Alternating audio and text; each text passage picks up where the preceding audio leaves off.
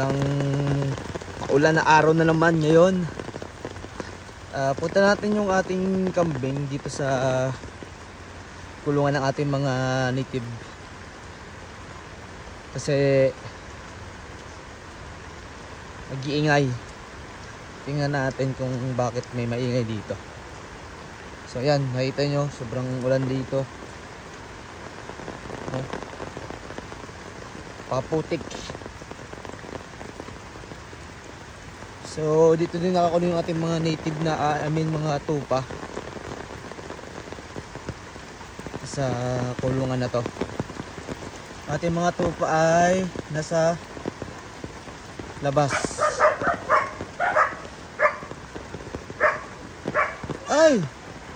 Nanganak yung ating kambing. Anak. Akala ko yung ano lang. Akala ko nag-ginay lang yung anak ni Kulot. Nanganak yung ating kambing. Guys. Ano? Papaano na lang. Nakapanganak lang. Tingnan natin. Uy!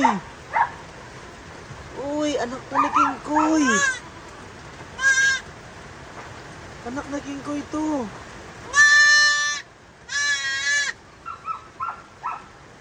Isang, hindi ko alam kung babae lalaki. Tingnan natin. Uy! Uy!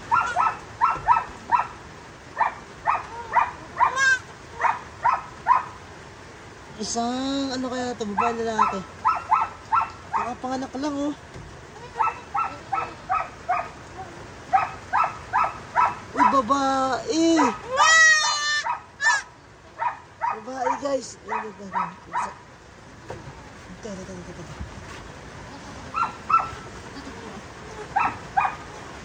Babae! Nakalakad na oh. Kamukhang kamukha ni King Koy. Yung ating back na red bower. Kamukhang kamukha itong ano, anak nitong ating isang native na kambing. Kaya pala may maingay kasi nanganak na. Akala ko yung anak lang ni Kulot yung nag-iingay. Ito pala, meron tayong panibagong ano ngayon, unang baby ng 2025. Itong unang baby natin, ang laki niya oh. Isipin mo ulit na itong kambing na to, itong native na to. Kaya na dalhin itong isang napakalaking baby. Laki to. Laki tong ano, pagka-baby nito. Isang babae, isang babae. Nice, magandang ano to, magandang simula ngayong taon. Hindi ko kala nabuntis itong isang native na kambing natin na ito. Ito, napakaliit lang nito. 8-10 months na nga ito eh. Nung nabuntis. Sampahan ng ating bak na si King Koy. Ganda. Kailangan natin dito kapag bagong anak ating kambing, kailangan masigurado natin na makasuso siya dito sa kanyang inumin para makuha niyo yung colostrum na mahalaga para sa paglaki nitong ating bagong bisirong kambing. Kapanak pa lang niya, nahirapan pa siya maglakad oh. Doon ka sa nanay mo, kailangan mo sumuso. Dun. So kailangan natin pasasuhin ito. Ano ako nanay mo? Kala niya ako nanay niyo. Dito, dali.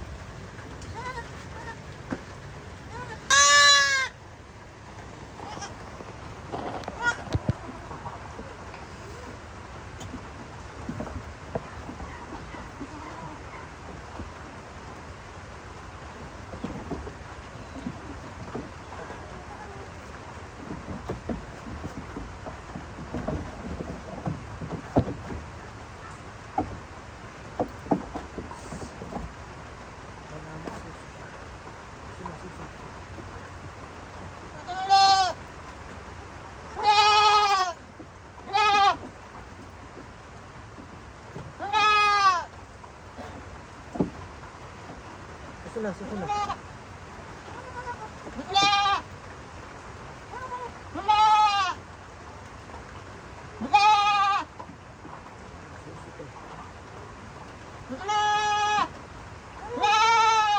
Sala. Dito.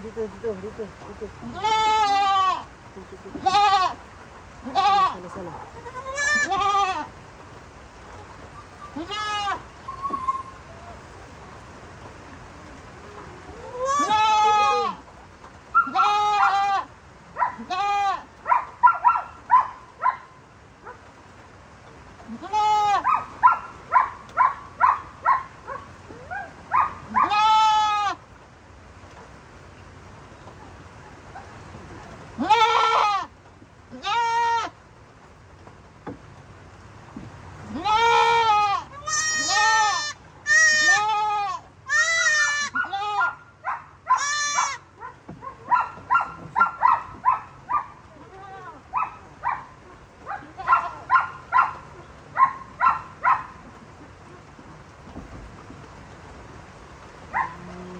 Kamo si Pingkoy, ano?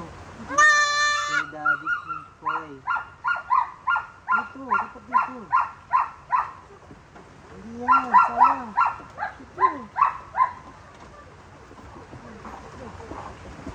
Susun mo, walang pansin. Susun.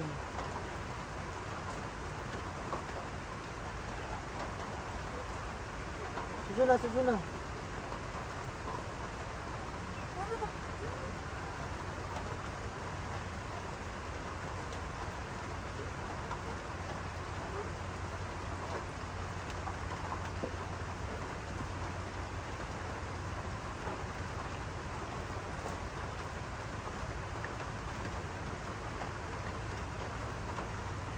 Hindi pa siya nakakasuso.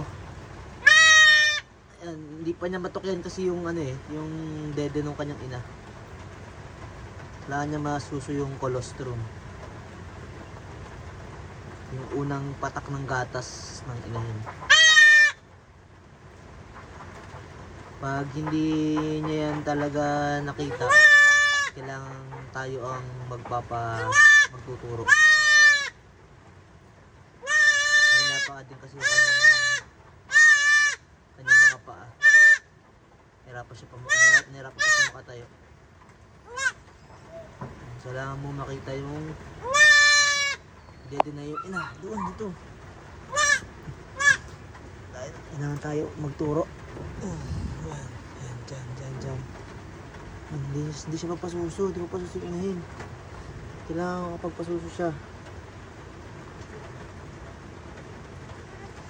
Kailangan mapagpasuso. Paano niya makita?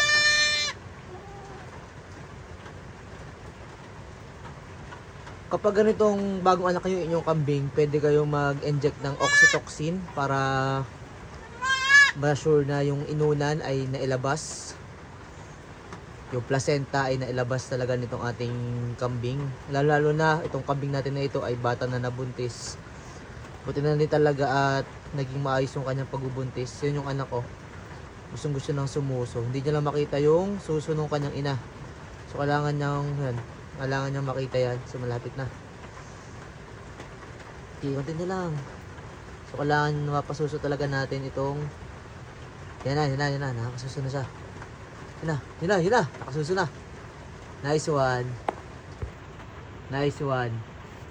So napaka-importante nun yung suso na yun. Yan lang talaga mahirap. Ayun yung pasusuin yung kanyang anak. Kailangan nating hawakan to mamaya. Kasi ito talaga kapag bata pa yung kambing, unang paanakan, hindi talaga siya muna magpapasuso. Kailangan yan ay makapagpasuso siya. Kailangan mapasuso niyo yung kanyang anak para makuha niyo yung colostrum. Hindi siya magpasuso. Dapat makapagpasuso to. Ngayon tutulungan na natin talaga ito na mapasuso niya yung kanyang anak. Sa ganito na kambing, lalo na yung ina ay native, tapos ang kanyang anak ay upgraded. Kasi nakasampa rito yung ating bower, yung ating sikengkoy, malaki. Kapag ganito talaga, ay nahirapan sa panganak itong inahin. So possible, masakit pa yung kanyang sa may dede, kaya hindi siya magpasuso.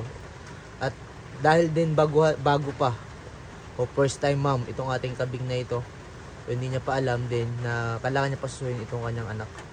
Pero eventually matututunan din naman niya yan. At tutulungan natin na makadede itong kanyang anak.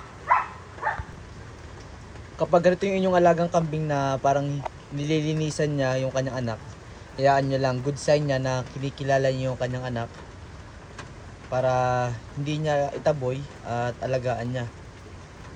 Kanina na pasusunan natin, hindi ko lang napakita sa inyo yung pagsuso nitong kanyang anak. So nakainom na ng colostrum itong kanyang anak, no? Meron pang gatas na sa labi na tinulungan na natin para makasuso. Dahil hindi talaga kanina pasusuin ng kanyang ina. At yan, nag-attempt ulit siyang dumede, pero ayaw pa din itong kanyang ina. Yan talaga pag first time ma'am, pag unang panak ng ating kambing, ganyan talaga yung mga posibleng mangyari, na ayaw magpasuso. Pero matututunan din naman niya yan along the way. May ganyan talagang mga kambing na hindi nila alam paano magpasuso. Pero good thing, hindi niya tinatabi yung kanyang anak, yan, dinidilaan niya. So magandang pangitain yung pagdila o paglilinis ng kanyang anak, dahil para malaman nung inahin na itong bisiro ay kanyang anak.